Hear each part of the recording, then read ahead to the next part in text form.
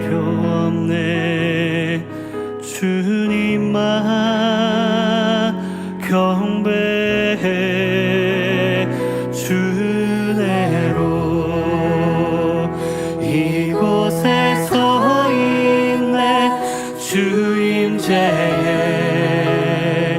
엎드려 절하네. 그 어느 것도 난 필요 없네. 주님만 경배해. 주내로 이곳에 서 있네. 주 임재에 엎드려 절하네. 그 어느 것도 난 필요 없네. 주님만 경배해. 그네로 이곳에 서 있네. 주 임재에 엎드려 절하네. 그 어느 것도 난 필요 없네. 주님만 경배해. 그 어느 것도 난 필요 없네. 주님만 경배해.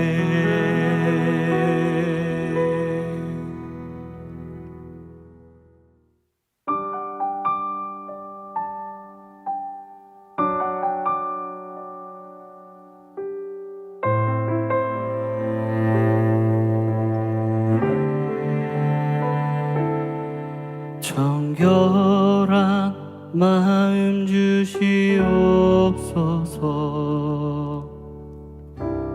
오 주님, 정직한 영을 새롭게 하소서.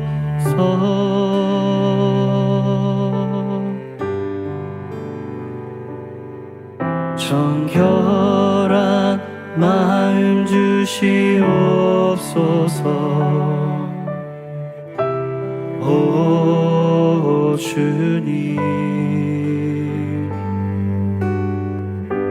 정직한 영을 새롭게 하소서.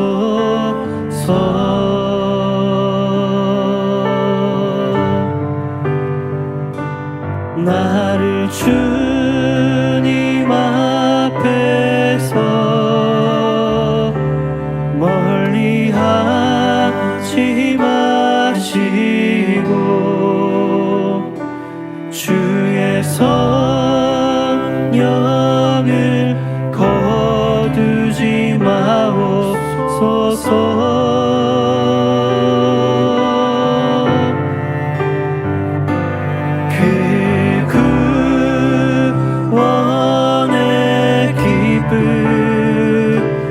다시 회복시키시고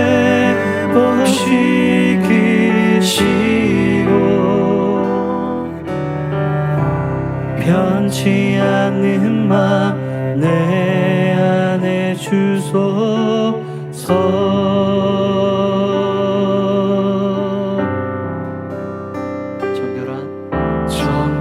정결한 마음 주시옵소서. 오 주님,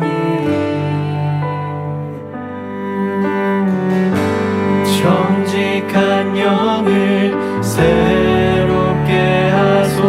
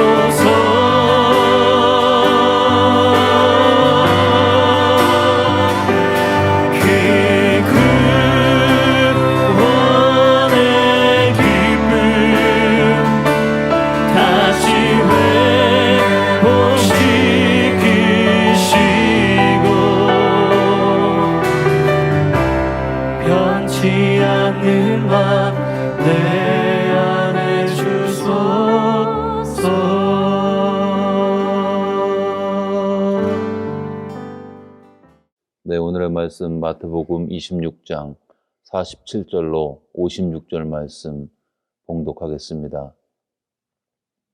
말씀하실 때에 12 중에 하나인 유다가 왔는데 대제사장들과 백성의 장로들에게서 파송된 큰 무리가 칼과 뭉치를 가지고 그와 함께 하였더라.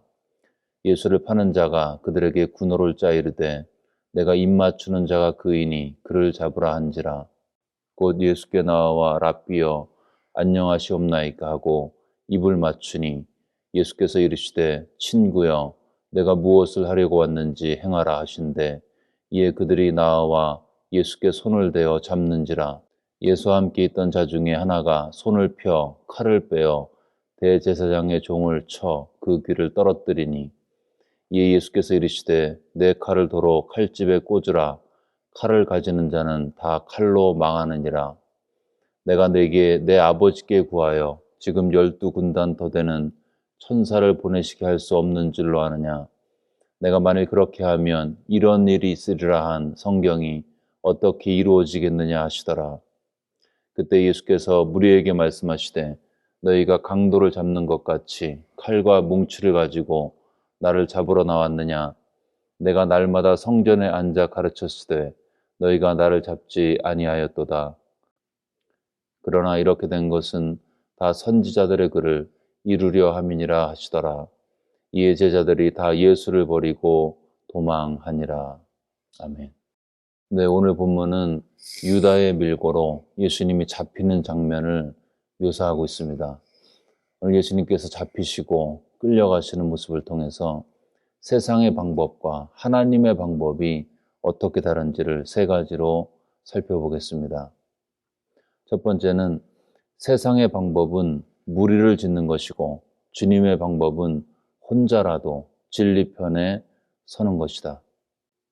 오늘 본문에서 유다는 무리와 함께 움직이고 있습니다. 그것도 그냥 무리가 아니고요. 큰 무리와 함께 예수님을 잡으러 왔죠. 이 무리 안에는 로마 군병도 있었고 성전을 지키는 유대인 가드들, 지금으로 얘기하면 시큐리티, 이런 사람들이 같이 다 동원돼서 예수님을 잡으러 왔습니다. 왜 이렇게 많은 사람이 필요했을까 생각해 보면 당시 유월절 순례객들이 그 예루살렘 성에 모였을 때 혹시 예수님을 포박하고 끌고 가는 과정에서 예수님이 인기가 있었기 때문에 난동이 일어날까 아마 염려를 했을 것입니다. 즉 유다는 시스템의 보호 아래, 시스템의 의지에서 행동하고 있었던 거죠. 예수님은요, 이렇게 많은 사람들이 대적했던 예수님은 그 주변에 몇 명 없었죠. 그리고 그나마 있던 사람들도 본문에 보시면 다 떠남을 확인할 수 있습니다. 56절에 보시면 이에 제자들이 다 예수를 버리고 도망하니라. 유다는 종교 시스템과 정치 시스템의 엄호 아래 움직였습니다. 아마 기세가 등등했겠죠. 그들이 보기에 예수님과 예수님 주변에 있는 몇 사람들 정말 아무것도 아닌 것처럼 그렇게 보였을 것입니다. 유다는 무리와 함께 움직였고 예수님은 홀로 진리 편에 본문에 서 계십니다. 유다는 시스템과 함께하는 많은 수의 무리를 의지했습니다. 근데 예수님은 진리의 하나님만 의지하셨습니다. 외면으로 보면 게임이 안 되지만 우리가 알다시피 최후 승자는 예수님이셨죠. 유다는 자신의 인생을 자살로 비참하게 마감했고 예수님은 만왕의 왕으로서 수많은 사람들에게 자유와 소망을 주는 구세주가 되셨습니다. 여러분, 우리가 가능한 많은 사람들과 같이 하는 것이 중요합니다. 그리고 가능한 시스템을 만들어서 효율적으로 움직이는 것도 중요하죠. 그런데 때로는 믿음으로 살다 보면 예수님처럼 혼자 있을 때가 반드시 있습니다. 내가 잘못해서 혼자 있는 게 아니고요.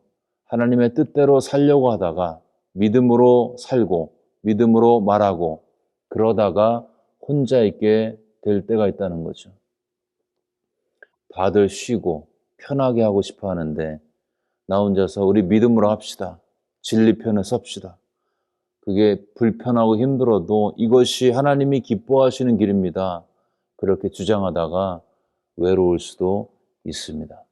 그럴 때 그 외로움을 주님 앞에서 받아들이고요. 인정하고 버티시기를 주의 이름으로 축원합니다.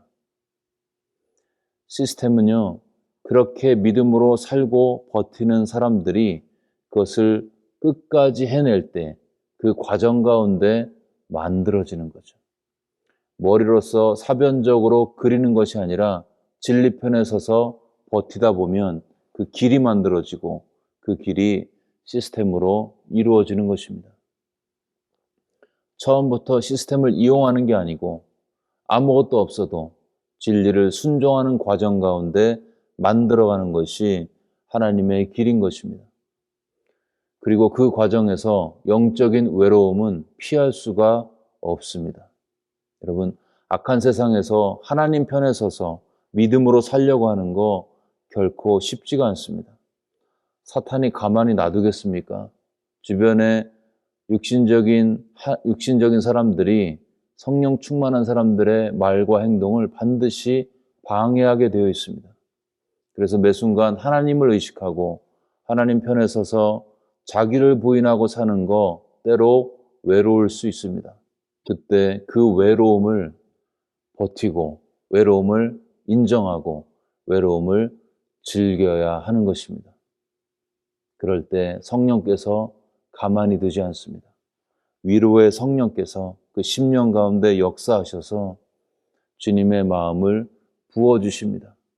사람들이 나를 핍박하였기 때문에 너도 싫어하는 거야. 나의 어여쁜 자야.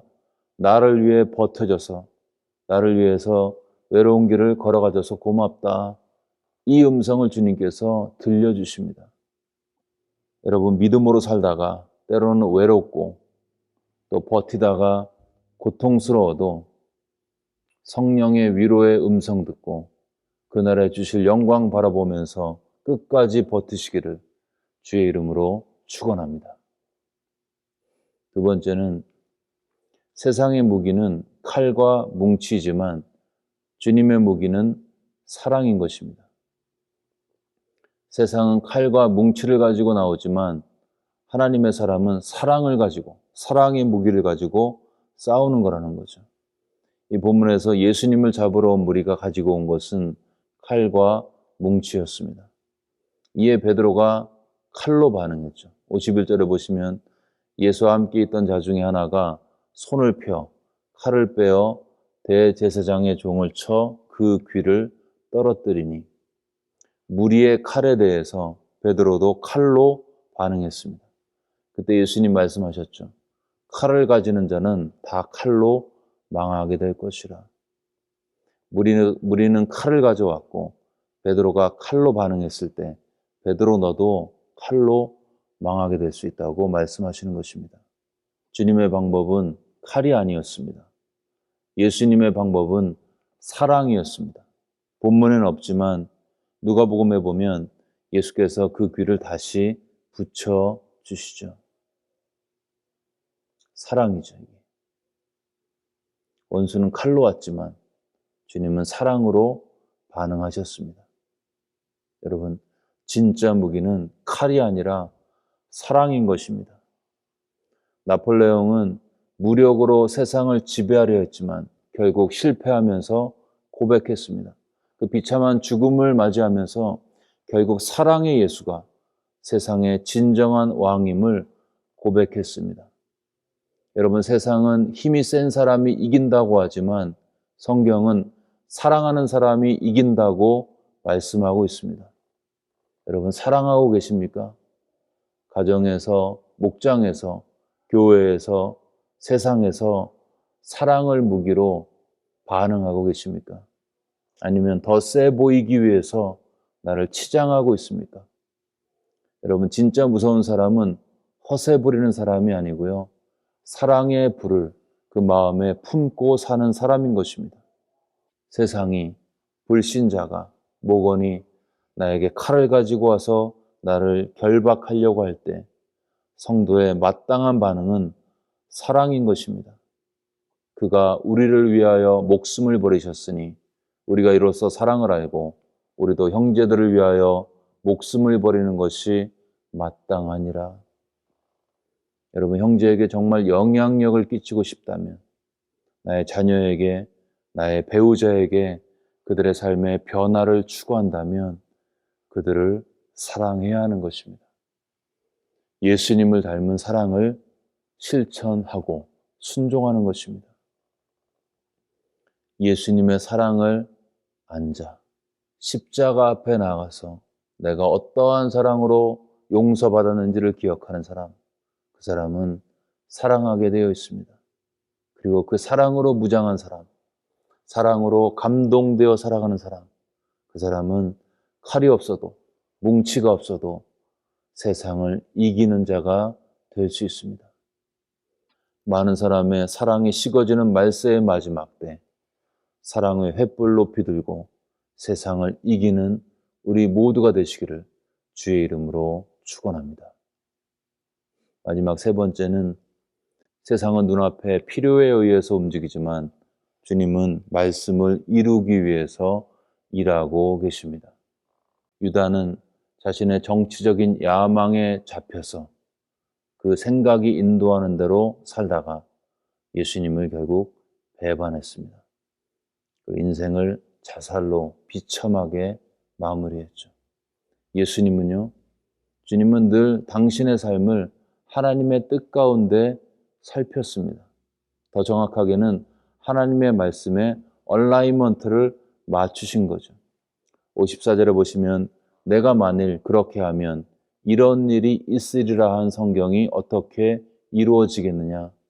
56절 이렇게 된 것은 다 선지자들의 글을 이루려 함이니라 하시더라.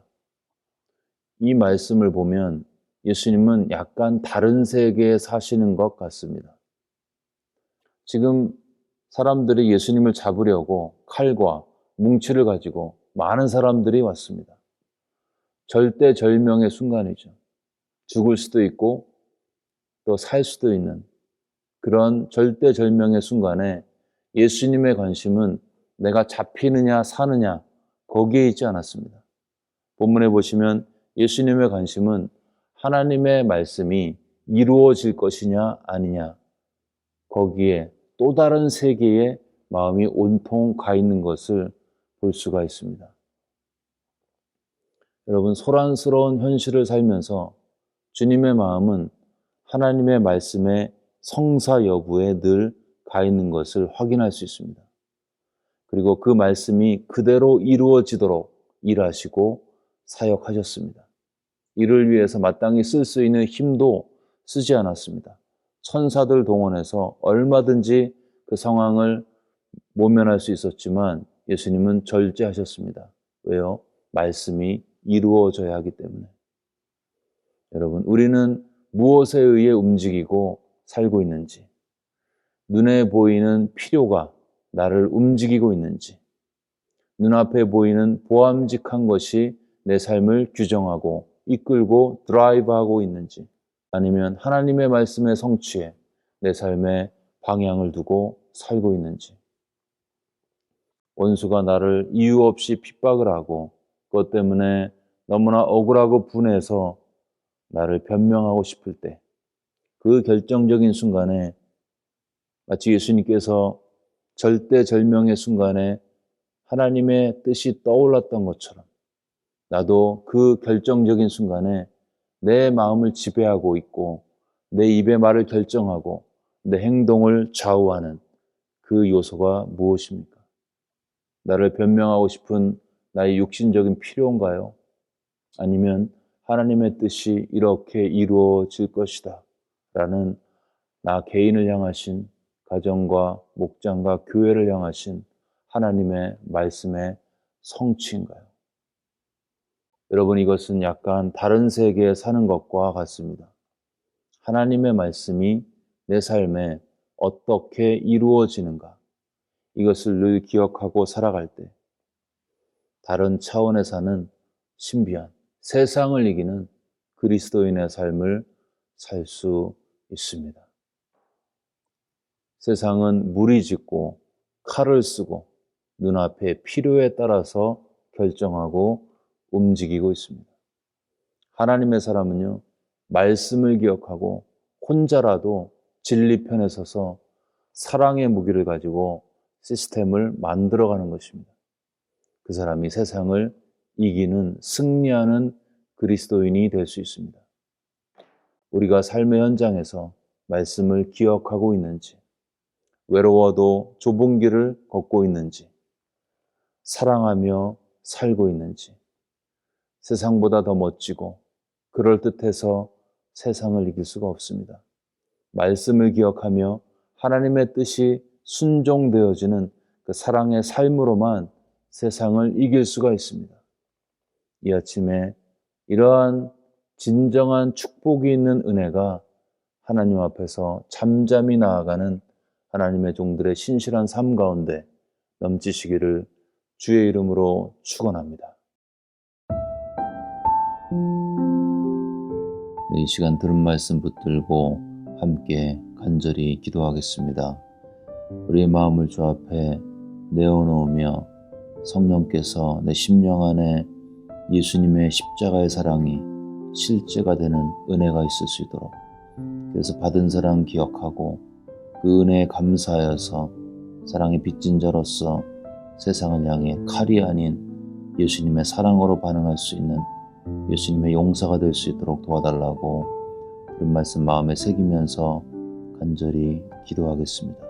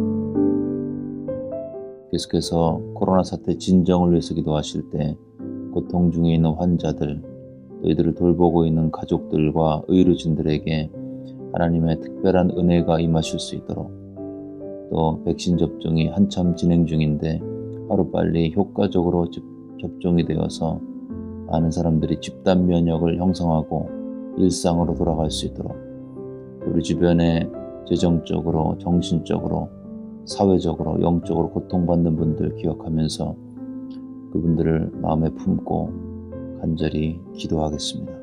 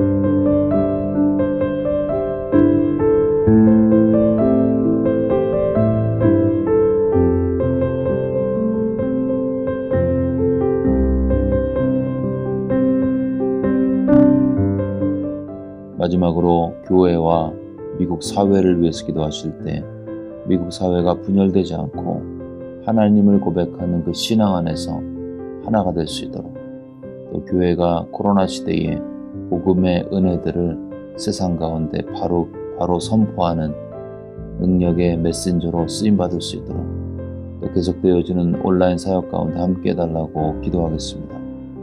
우리 주변에 또한 몸이 아프고 마음이 아프신 분들 가슴에 품고 그들의 외로움과 또 막막함, 답답함을 기억하면서 하나님 앞에 간절히 하나님의 치유와 또 강건케 하심이 그들의 육체와 심령 가운데 있을 수 있도록 도와달라고 우리 교회와 성도들과 미국 사회를 위해서 한 마음으로 기도하겠습니다.